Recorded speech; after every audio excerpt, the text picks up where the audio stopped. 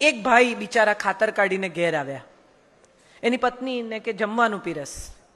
એટલે પત્નીએ જમવાનું પીરસ્યું જૂની થાળીમાં, જે રોજિંદી.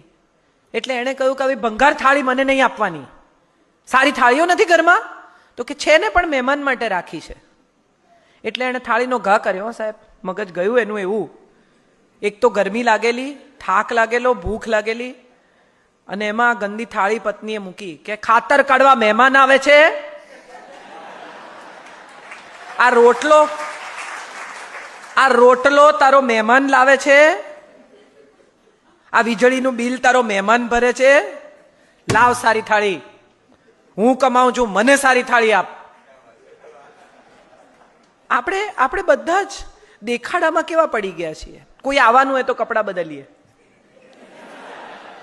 શેને માટે?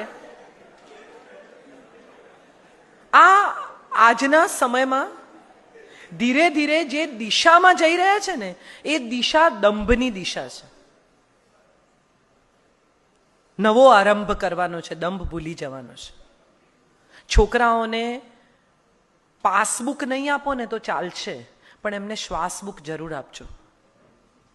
એમને શીખવજો કે સુખી થવું એટલે પૈસા ભેગા કરવા નહીં,